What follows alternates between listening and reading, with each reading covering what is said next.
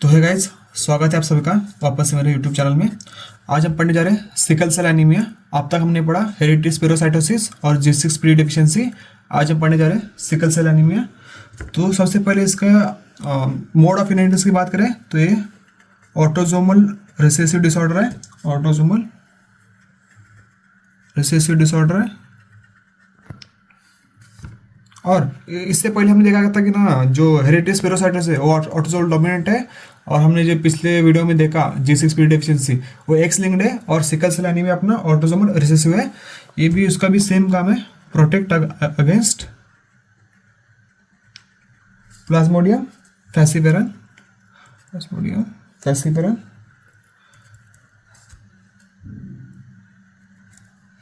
अब सबसे पहले इसकी में बात करें तो ये मेल और फीमेल में बहुत कॉमनली अफेक्ट करता है इक्वली, और इसका भी मेन रीजन है मोस्ट कॉमन इन अफ्रीकन्स। अगर सबसे पहले इसकी पैथोफिजियोलॉजी हम देखें तो समझे कि नॉर्मल हीमोग्लोबिन हम देखें। हीमोग्लोबिन में क्या होता है कि 2 अल्फा चेन और 2 बीटा चेन। 1 मिनट में इस कंपोजिशन में लिख देता हूँ इसको। अगर फिजियोलॉजिकली देखें हम इसको, सबसे पहले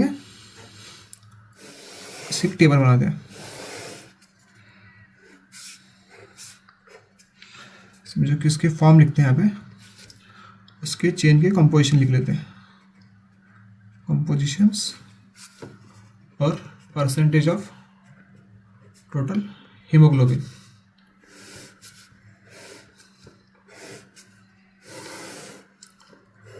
सबसे पहले इसके फॉर्म में देखिए, सबसे पहले मोस्ट कॉमनली हीमोग्लोबिन होता है अपना HbA। HbA में क्या होता है 2 अल्फा और 2 बीटा चेन्स, और परसेंट ऑफ टोटल हीमोग्लोबिन कितना होता है इसमें 95 to 97%। फिर आता है अपना फीटल हीमोग्लोबिन, HbF बोलते हैं। इसमें आता है 2 अल्फा चेन और 2 गैमा चेन, तो इसमें परसेंट हीमोग्लोबिन होता है लेस देन 1%। आता है HbA2, इसमें होता है अल्फा 2 और डेल्टा 2, ये होता है 2 to 3.5%। तो ये रेशियो अपना इसमें होता है। अब इसकी पैथोफिजियोलॉजी की हम बात करें, फिजियो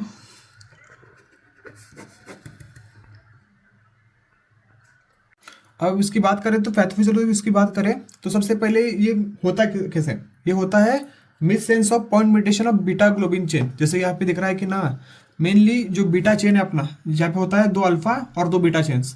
अगर बीटा चेन्स में समझो कि ना बीटा की जगह वैलिन आ गया, मतलब बीटा चेन में ग्लूटामिक की जगह अगर वैलिन एक्सचेंज हो गया तो ये होता है जनरली इस केस में।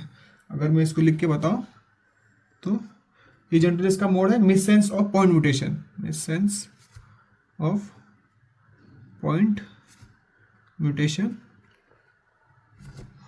इन बीटा ग्लोबिन जीन। इसकी मेनली बात करें तो समझो कि ग्लूटामिक एसिड जो कि नेगेटिवली चार्ज होती है, ये नेगेटिवली चार्ज होती है, रिप्लेस बाय वैलिन जो कि इस पोजीशन में न्यूट्रल है, neutral at 6th position of beta chain of haemoglobin. तो इसकी वजह से किसकी वजह से होता है, जो अल्फा बीटा चेन है, मतलब जो बीटा चेन में समझो म्यूटेशन हो गया, यहाँ पे बीटा चेन मतलब बीटा चेन में ग्लूटामेट की जगह वैलिन रिप्लेस हो गया। जो ग्लूटामिक एसिड जो नेगेटिवली चार्ज है वो रिप्लेस हो जाता है न्यूट्रल वैलिन से at 6th position of the beta globin chain. हाँ, तो इस वजह से होता है जनरली इसमें। इस वजह से जो अपना सिकल सेल अपने देखने मिलेगा, इंक्रीज इन HbS, उसको बोलते हैं सिकल सेल एनीमिया। अब इसके देखते हैं 2 वेरिएंट है। एक सिकल सेल एनीमिया के 2 वेरिएंट है, एक सिकल सेल एनीमिया ट्रेड और sickle cell anaemia disease completely. समझे ट्रेड में आता है जो HbA है वो 60% के रेशियो में होता है, और HbS है वो 40% के रेशियो में होता है, और सिकल सेल डिसीज में होता है HbS 90%। तो ये कुछ इंपॉर्टेंट पॉइंट है, बेसिक पॉइंट आपको पैथोफिजियोलॉजी पढ़ने से पहले देखनी चाहिए। अब सबसे पहले इसकी मैकेनिज्म देख लो। अब समझो कि ना सिकल सेल एनीमिया जनरल होता कैसे, जैसे कि ये अपना नॉर्मल बाइकन्केव आरबीसी शेप है। जब भी सिकल सेल एनीमिया होता है तो स्पेरिकल मतलब ऐसे स्पेरिकल शेप होता है, हाँ सिकलिंग हो जाती है उसकी। तो सबसे पहले होता कैसे समझो कि ना मान लो कि अपने शरीर में हाइपोक्सिया हो गया, ये समझो कि अपना नॉर्मल ब्लड है, हाइपोक्सिया हो गया, हाइपोक्सिया हो गया। जब हाइपोक्सिया हो गया तो सेल ऐसे सिकल हो जाएगी। फिर जब भी समझो कि ना फिर से ऑक्सीजन आ गया तो वापस नॉर्मल आरबीसी हो जाएगी कुछ, फिर वापस से हाइपोक्सिया तो वापस से सिकल शेप में हो जाएगी। तो ऐसे ही जब भी ऑक्सीजन आएगा हाइपोक्सिया होगा, हाइपोक्सिया वजह से आरबी सिकल होंगी, फिर जैसे ही ऑक्सीजन वापस आएगा फिर नॉर्मल हो जाएंगी। तो सिकलिंग डिसिकलिंग सिकलिंग डिसिकलिंग चलता रहेगा। तो इसी की वजह से जैसे कि repeated cycle of sickling and desickling, sickling and desickling meant desickling, इसकी वजह से इरिवर्स एक स्टेज ऐसा आएगा कि ना वहाँ पे ना जो अपनी सिकल आरबीसी है वो इरिवर्सिबल हो जाएगी, मतलब इरिवर्सिबल सिकल सेल पॉलीमर बन जाएंगे। तो इरिवर्सिबल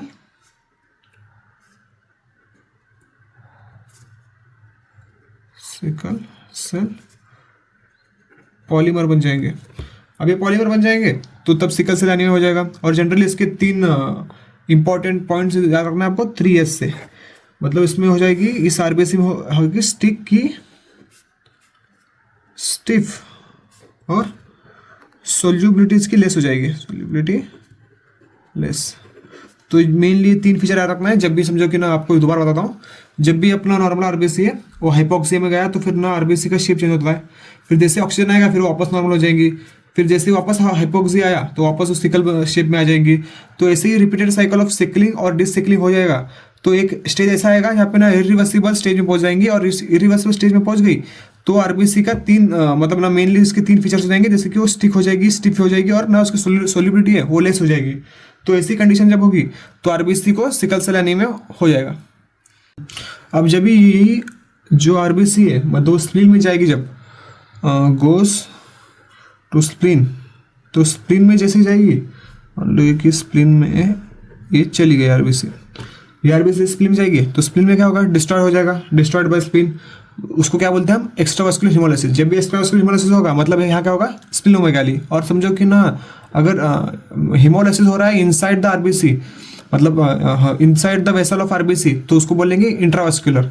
अगर वो बाहर स्प्लीन में हो रही है या लिवर में हो रही है, कहीं भी हो रही है, तो फिर ना उसको बोलेंगे एक्स्ट्रावास्कुलर हिमोलाइसिस। तो यही कंडीशन है कि ना अगर स्प्लीन में जाएगी, स्प्लीन में फिर डिस्ट्रॉय हो जाएगी, और डिस्ट्रॉय हो जाएगी तो क्या होगा, एक्स्ट्रावास्कुलर हिमोलाइसिस। तो डिस्ट्रॉयड बाय स्प्लीन तो क्या होगा, एक्स्ट्रावास्कुलर हिमोलाइसिस, इसका मतलब स्प्लीनोमेगाली।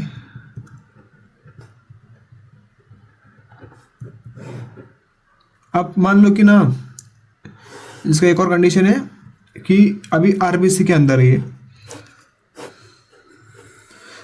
तो आरबीसी का फ्लो रोक देंगे ऐसे कुछ, तो आरबीसी ठीक से फ्लो नहीं होकर पाएगा, तो इसको होंगे माइक्रो ऑक्लूसिव ऑक्लूजन करेंगे, तो वास्कुलर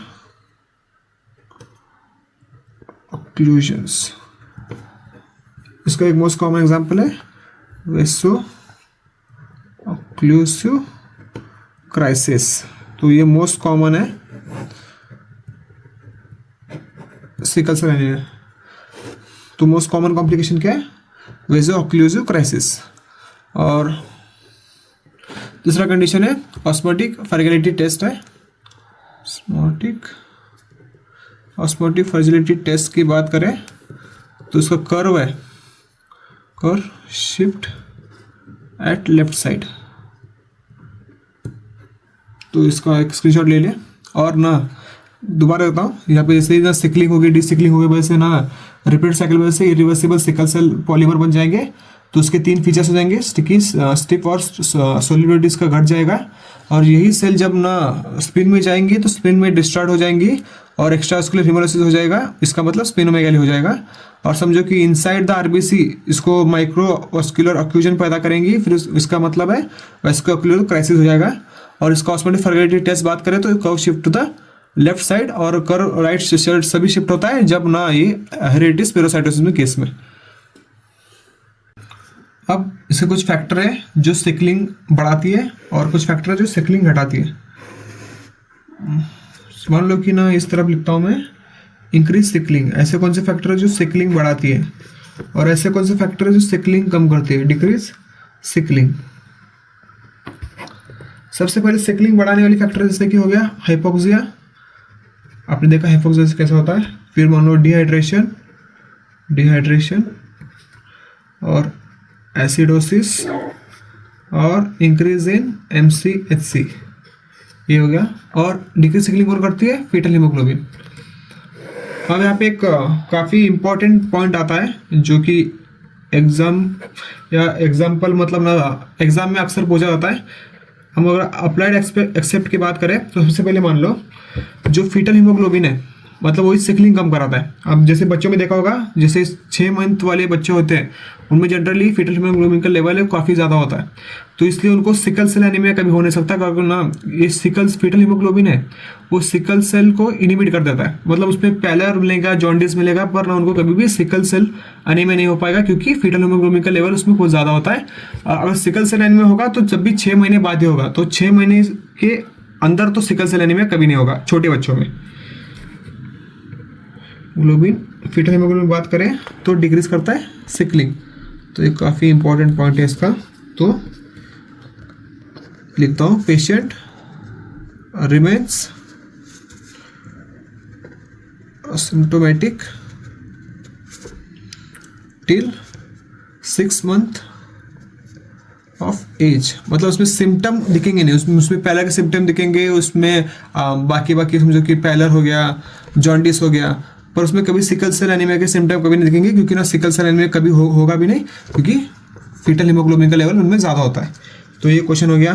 तो ट्रीटमेंट इसका क्या है, ट्रीटमेंट है हाइड्रोक्सीयूरिया, मतलब foetal increase in foetal haemoglobin, hydroxyurea मतलब फीटल हीमोग्लोबिन बड़ा। तो रहा ये कुछ, इसका स्क्रीनशॉट चाहे तो ले सकते हैं। अभी आते हम क्लिनिकल मैनिफेस्टेशन की ओर। क्लिनिकल फीचर्स, इसके हम क्लिनिकल फीचर्स की अगर बात करें, सबसे पहला फीचर है पैलर है अपना जॉन्डिस, और आता है इनिशियली आता है स्पिनोमेगाली,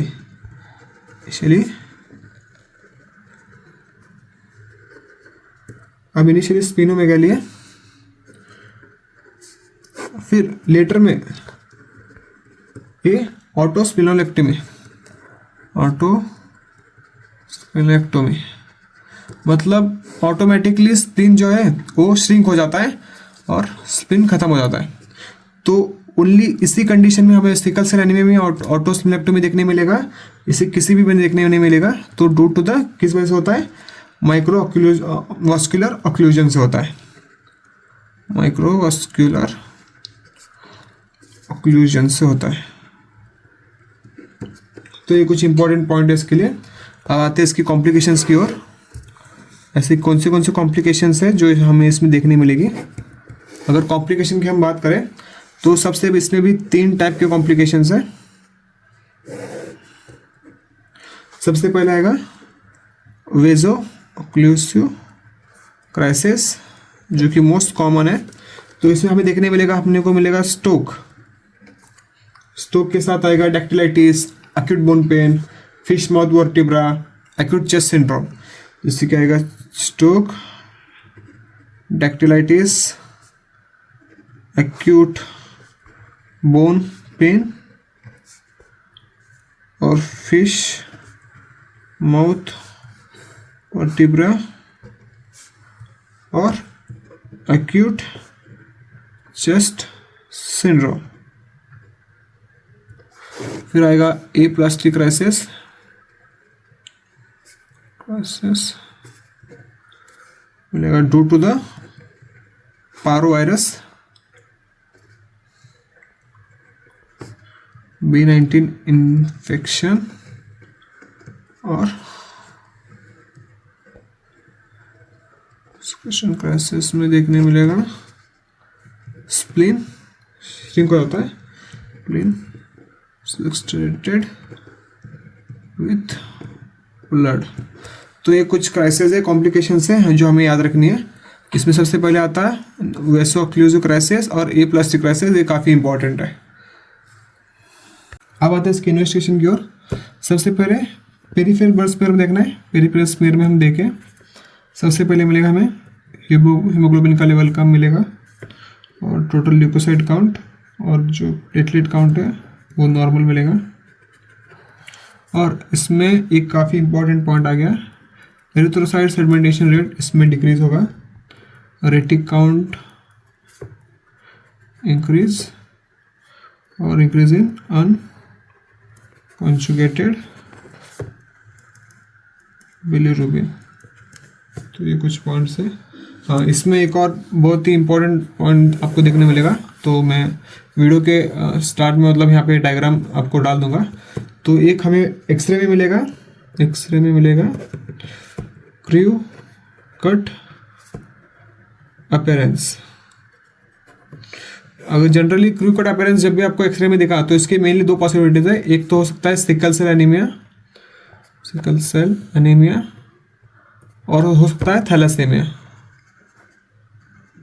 तो थैलासेमिया आपको इसमें प्रिफर देना है थैलासेमिया को, क्योंकि थैलासेमिया में क्रू कट अपीयरेंस बहुत ज़्यादा पाया जाता है as compare to sickle cell anaemia. ये होता किस लिए कि due to the extra medullary haematopoiesis in skull. मतलब ना समझो कि ना जब भी आपकी मतलब ना सिकलिंग हो गया, जब भी सिकलिंग हो गया तो ना आपके जो लॉन्ग बोन्स है, बोन मैरो, वो ठीक से ना ब्लड प्रोड्यूस नहीं कर पाएंगे। तो फिर ना जो भी ब्लड प्रोड्यूस करने का जो भी जिम्मा आएगा आपको फेशियल बोन्स पे आ जाएगा। तो फेशियल बोन्स के ऊपर ना मतलब जो स्कल बोन्स है उसके ऊपर प्रेशर आ जाएगा। तो इसकी वजह से क्रू कट अपीयरेंस वाला एक्सरे आपको देखने मिल सकता है। और ना इसी में थैलासीमिया में भी ना मतलब चिकमंग फेस देखने मिलेगा, जो कि थैलासीमिया में आपको जनरली देखने मिलता है। एक्स्ट्रा मेडुलरी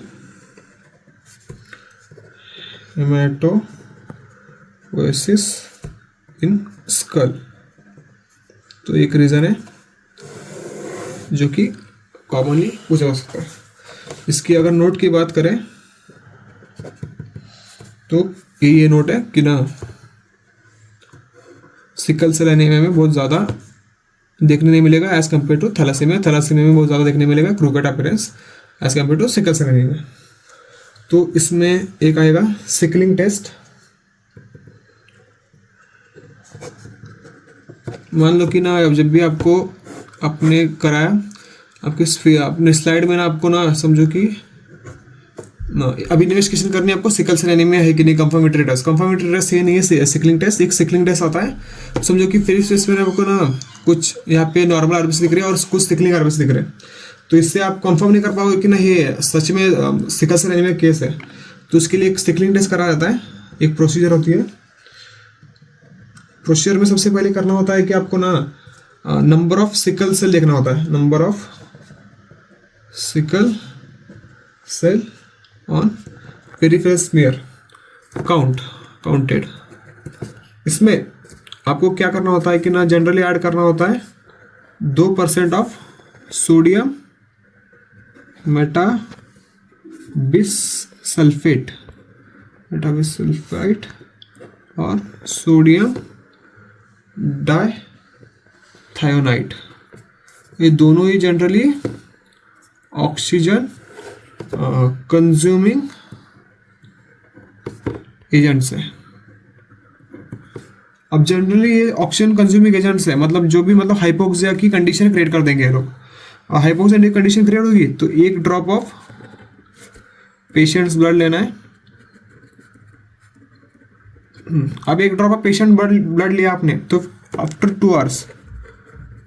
2 आवर्स आपको पेरिफेरल स्लाइड में देखना है। तो आपको सिकल सेल जो है वो बड़े हुए मिलेंगे। मान लो कि यहाँ पे अभी 2 ही मिले हैं, तो कुछ टाइम बाद 8, 10, 12 जितने मिल सकते हैं। पर ये इसके कुछ डिसएडवांटेज है। ये टेस्ट नॉन मतलब ना लो रिलेटिबिलिटी है, रो रिलायबिलिटी। तो रो रिलायबिलिटी मतलब इसका मतलब है कि ना ये टेस्ट जनरली ना इफेक्टिव नहीं है इतना। तो एक और टेस्ट आता है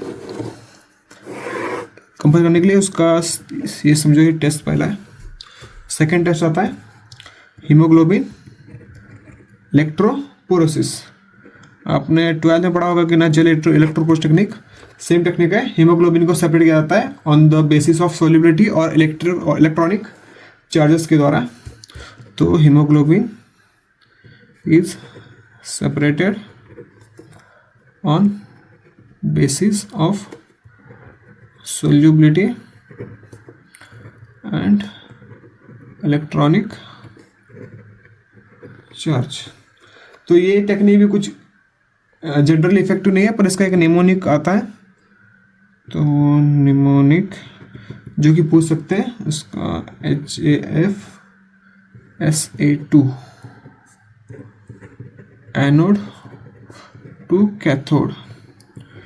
जनरली इसका मशीन आती है जिसमें ना जब भी आप हीमोग्लोबिन डालोगे सिकल सेल एनीमिया का, तो अपने परसेंट ऑफ चार्जेस के ऊपर मतलब हीमोग्लोबिन के चार्जेस से वो जाके उसमें एनोड और कैथोड के रेशियो होते हैं HAFSA2। इसके वजह से ना जो अपने हीमोग्लोबिन चार्जेस थे अपने अपने एनोड और अपने अपने कैथोड की जगह ले लेगा। पर एक कंडीशन की कुछ ये नॉन क्वांटिटेटिव है और अदर HBS और एक ही पोजीशन में दिखाई देता है, मतलब ना हीमोग्लोबिन एस भी एक ही पोजीशन में दिखाई देता है कुछ कुछ जगह। तो दो इसलिए ना ये ज़्यादा क्वालिटेटिव टेस्ट नहीं है। आप चाहे तो इसका स्क्रीनशॉट ले सकते हैं। उसके कुछ डिसएडवांटेज पढ़ना है। तो ये नॉट क्वांटिटेटिव है और अगर लिखने होगा तो other haemoglobin S are same at same position. तो दो सिकलिंग हीमोग्लोबिन एक ही पोजीशन में दिखाई देंगी और ये ज़्यादा क्वांटिटेटिव नहीं है। तो ये भी एक अच्छा टेक्निक नहीं है अपना। तो इसमें एक और टेक्निक आता है, इस टेक्निक का नाम है हाई परफॉर्मेंस लिक्विड कीमोथेरेपी।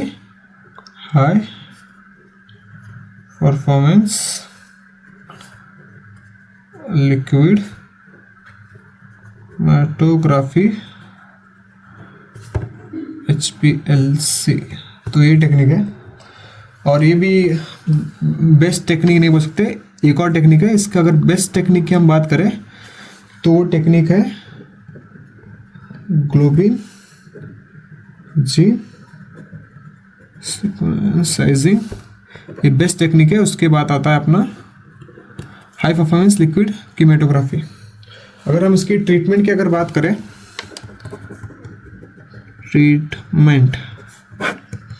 अगर ट्रीटमेंट की हम बात करें तो सबसे पहले स्टेम सेल ट्रांसप्लांटेशन कराना है और हाइड्रोक्सी यूरिया देना, जो कि HbF फीटल हीमोग्लोबिन सिकलिंग बढ़ाएगा। तो ये कंडीशन सिकल सेल एनीमिया की पूरी डिटेल में अगला वीडियो हमारा थैलासेमिया में होगा। और इसके बाद हम जनरल फिजियोलॉजी शुरू करने जा रहे हैं। तो वीडियो को यहाँ तक देखने के लिए थैंक यू। सब्सक्राइब करें मेरे चैनल को और थैंक यू।